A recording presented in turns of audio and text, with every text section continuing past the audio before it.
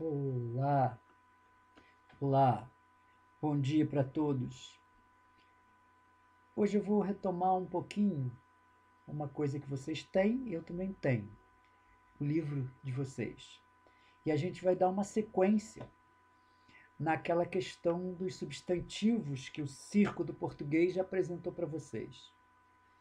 Aquele dia foi o palhaço Fiapo, agora é o Silvio que vai falar, tá? Nós falamos algumas coisas assim sobre substantivos, algumas curiosidades e tal. E hoje eu queria dizer para vocês que os substantivos podem ser chamados de uniformes ou biformes.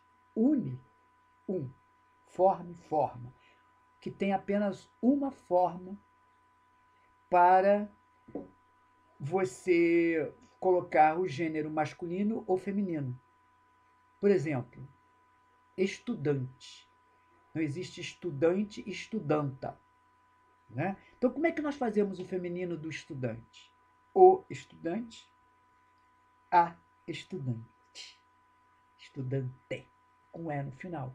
Então, uma única palavra, tanto para o masculino quanto para o feminino. Esses tipos são chamados de substantivos uniformes.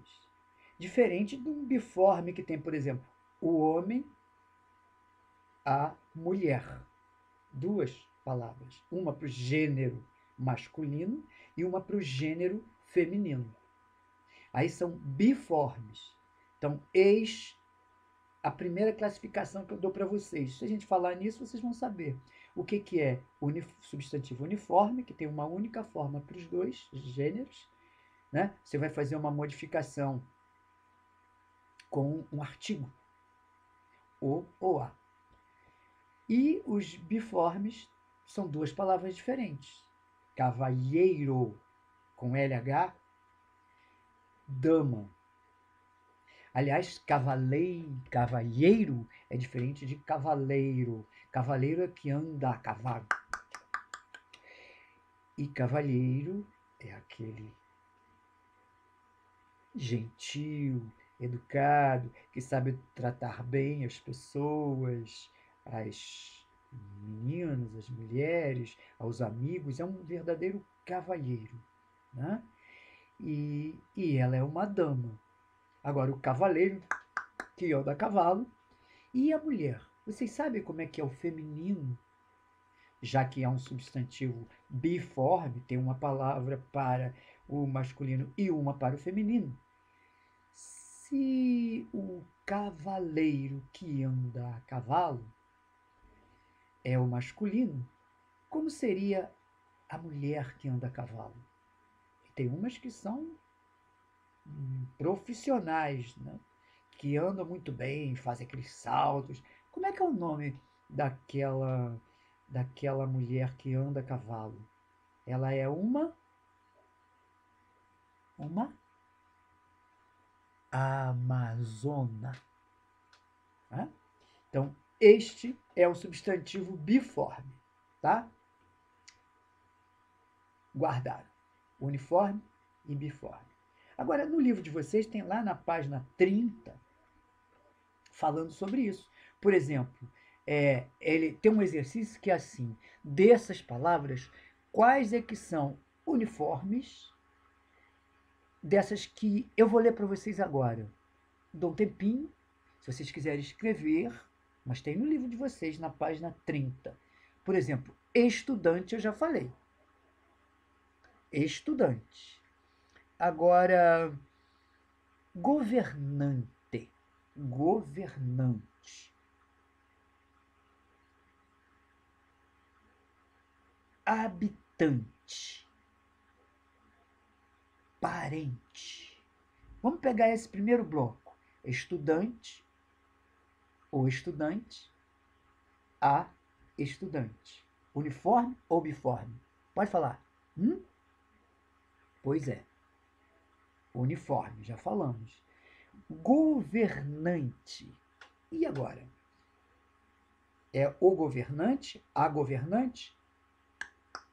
O governante, a governanta. Então é biforme.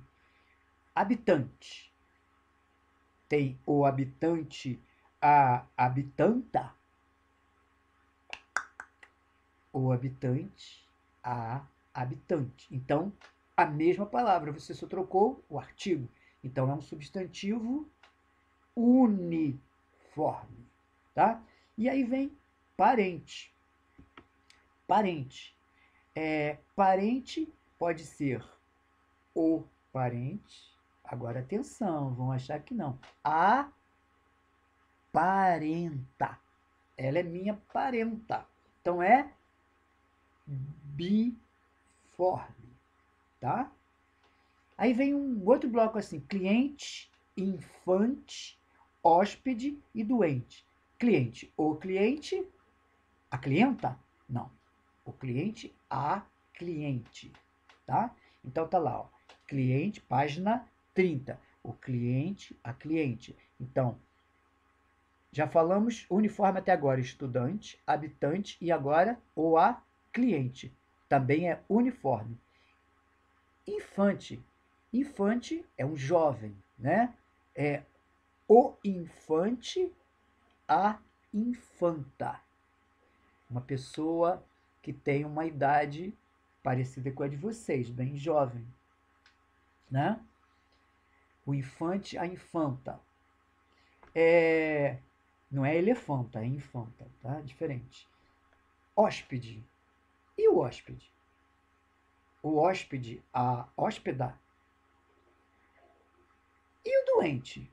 O doente, a doenta? Não, olha. Hóspede. O hóspede, a hóspede. Tá lá. O doente, a doente. Não é a doenta. Existe adoentado ou adoentada, mas aí é outra palavra, ok? Aí é um adjetivo que a gente vai falar daqui a pouco, tá? Por enquanto estamos falando de substantivos, os nomes. Os nomes. Os adjetivos vão dar as características, as qualidades, né? As diversas nuances das coisas. Bom, ok. Então, vamos para ouvinte, docente, alfaiate e amante. Ouvinte, docente, alfaiate e amante. O ouvinte, a ouvinte. Uniforme. Docente, docente. O corpo docente. São os professores, né? O docente, o professor. A docente, a professora, tá? O alfaiate, a alfaiata. Parece piada, mas é verdade. A alfaiata. Hoje em dia ninguém mais sabe o que é alfaiate. Sabe o que é alfaiate? Antigamente não tinha essa roupa que se chama prêt-à-porter, quer dizer, pronta para ser levada. Você ia uma pessoa, um profissional, ele tirava as medidas e para ele, então, ia fazer a sua roupa. Tá? Como os costureiros, as costureiras. Chamava-se alfaiate e todo mundo ia comprar as suas roupas mandando fazer. Hoje em dia você vai na loja, está pronto, tem lá a medida, médio, tamanho, tal, não sei o que, prêt-à-porter, já está pronto, tá? Então existia o alfaiate, a alfaiata, tá? Então, biforme, porque tem duas formas. Tem uma palavra diferente. Amante. Amante. O amante, a amanta? Não. A amante. Então, o e a. Substantivo muda com o, muda com a, mas a palavra é a mesma. Então, é uniforme. Às vezes, nós nos nos pegamos numa situação difícil, a gente não sabe direito. Então, é bom ir acostumando o ouvido. Quando lê, presta atenção, fala, olha só, aqui tem um feminino que é igual, então é uniforme. Agora aqui não, só mudou, é biforme, tá? Você vai ficando esperto com essas coisas. Então tá lá. No livro de vocês, diz aqui, conclua. De que modo se indica o gênero dos substantivos uniformes? E de que modo se forma o feminino dos substantivos biformes? Tá? Indica-se o gênero dos substantivos uniformes. Qual é a diferença que dá? É o O e o A antes da palavra, que vai continuar igual tanto para o masculino quanto para o feminino. Tá? Mas e quando muda? O feminino dos substantivos biformes, terminados em E, se forma trocando a terminação E por A. Tá? Então, nós tínhamos, por exemplo, o alfaiate, terminava com E, alfaiate. Nós falamos alfaiate, né? A nossa pronúncia do Rio aqui, carioca, né? A gente tem uma pronúncia igual. Nós falamos alfaiate, como se fosse um I no final, mas é alfaiate, né? E vai passar no feminino para alfaiata, ok? Ok.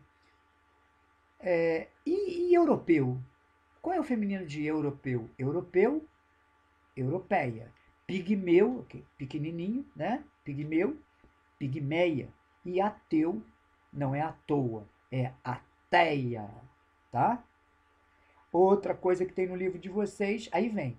Imperador. Qual é o feminino de imperador?